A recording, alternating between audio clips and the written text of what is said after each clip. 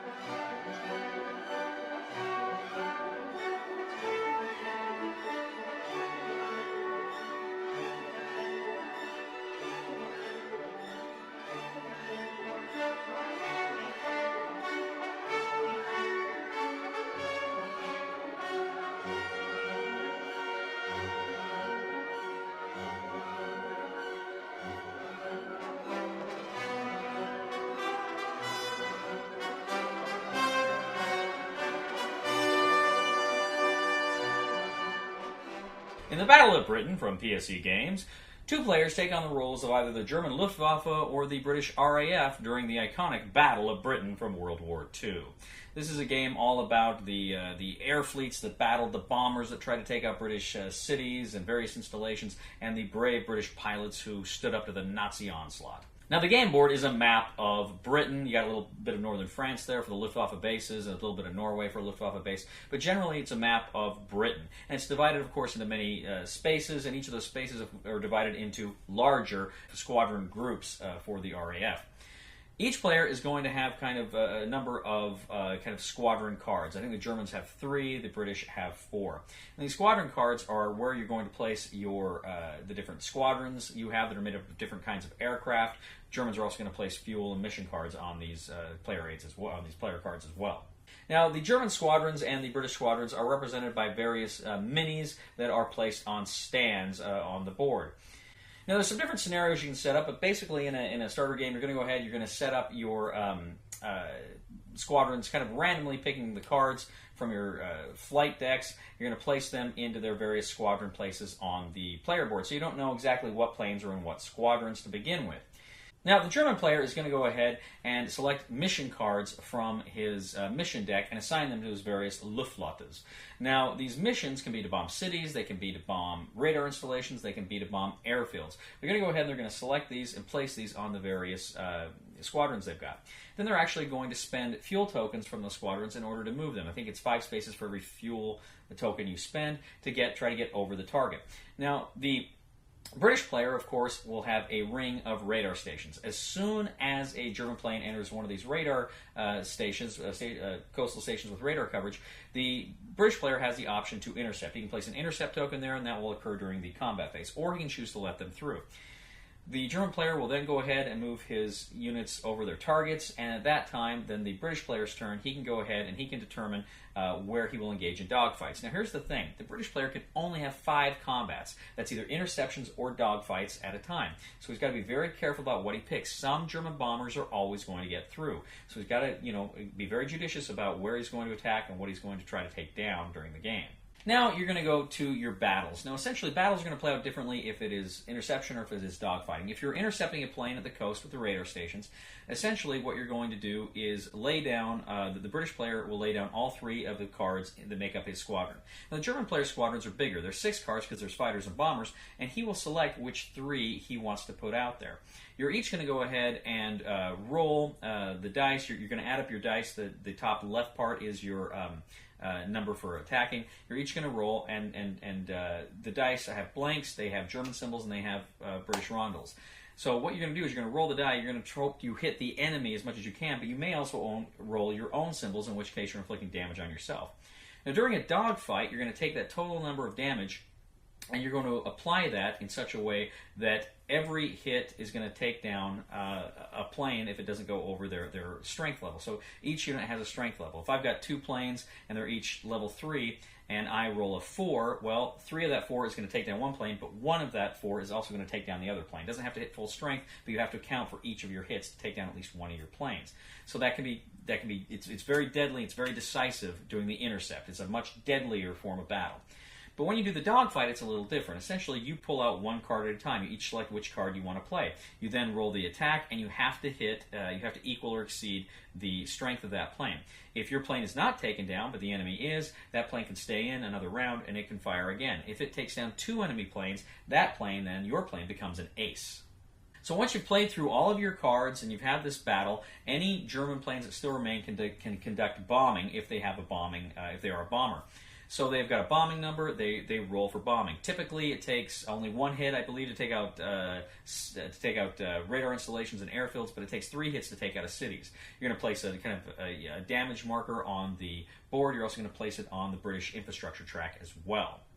Now, the German player can then return his planes to the coast, but if he's spent all of his fuel markers, he kind of has to roll to see if his planes can limp back to the coast. And that can be a very scary thing, too, when he's trying to get those planes back, but he doesn't know if he can.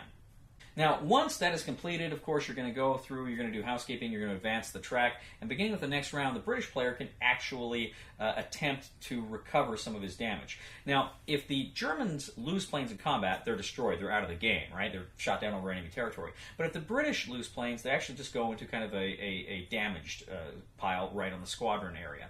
So what the British player then can do is he can go ahead and look at the section of all the undamaged cities he's got in that section, and he can roll that number of die. For every rondel he rolls up, he gets 1 point to essentially rebuild. He can either rebuild a radar installation, he can rebuild a airfield, or he can repair a plane. Cities, once they're bombed, boom, there's nothing you can do there. But he's going ahead and he's trying to rebuild his cities. There's even a way you can actually give some of your production from one area to another area. Typical scenarios take place over 4 rounds, so essentially you do this process 4 times. There's options for kind of longer campaigns here, but essentially you're going back and forth. The Germans keep sending their planes in. The British keep trying to defend. You've got to make decisions about spending your fighter resources, how you're going to spend that, and how you're going to spend to recover from those later in the game. Germans are going to try to pound, and they are going to try to return with as many planes as they can. Now, at the end of the 4 rounds, essentially what you're going to do is you're going to do scoring.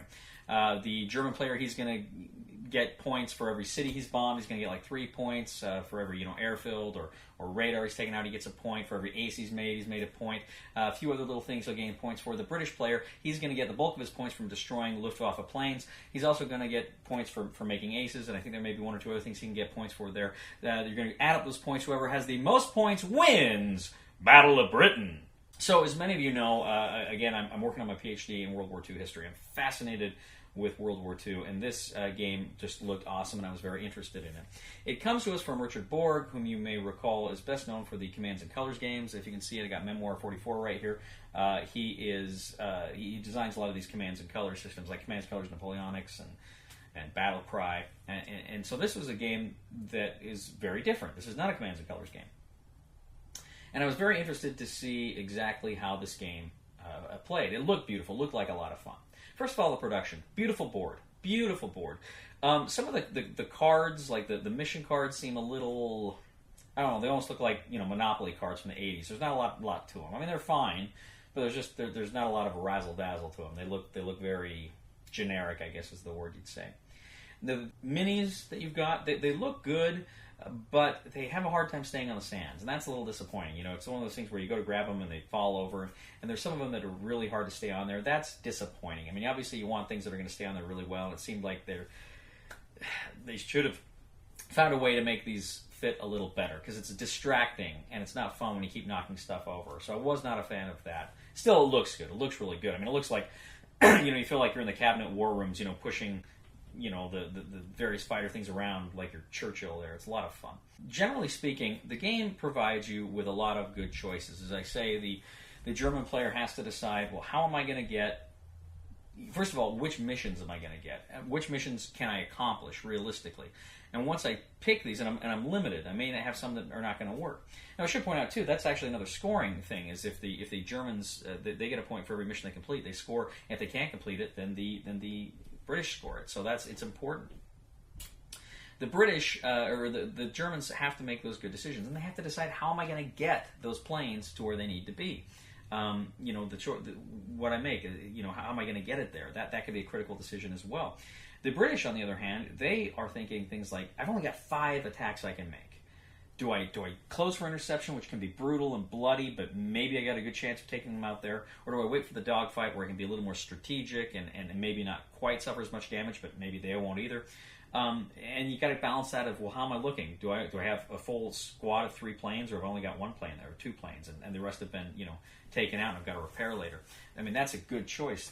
Good choice you got to figure out. And then, okay, so I've got, say, 3 repair points. What do I repair? Do I bring back planes? Do I repair those radar places, because he's got a place where we can fly right in, and I won't have the option for dogfighting? Or do I repair an airfield, because you can't take off of an airfield, it's damaged. So there's really good choices throughout the game. It really, really works well that way. All told, generally, I really had a lot of fun with this game. More fun than I think I was going to have. It's good. It is a bit fiddly at times. Sometimes I wish maybe there was it was a little more streamlined. But generally speaking, once you know what you're doing, it does move pretty quickly. Once you get the steps down, it moves pretty quickly, and I was grateful for that. It's a fun game to play, a beautiful game to look at, and I enjoy it quite a bit. Alex and I, who played it, we both really were unexpectedly delighted with this game. Both thought it might be fun, and it kind of exceeded our expectations. So the recommendation for the discriminating gamer is, if you like World War II games and they have these good kinds of decisions, and you don't mind maybe knocking minis over from their stands every now and then, you're going to want to buy Battle of Britain. It really is a lot of fun. Thank you once again for joining us today on The Discriminating Gamer. As always, we ask you to please leave a comment for us on YouTube, on Board Game Geek, on our Facebook page, or on thediscriminatinggamer.com. We ask you to please like us on Facebook, subscribe to us on YouTube, and follow us on Twitter. We are The Discriminating Gamer, and I got to tell you, ladies and gentlemen, we are also very, very concerned about that 4-foot-tall psychic that just escaped from the local mental institution. The small, medium, at large. Somebody help!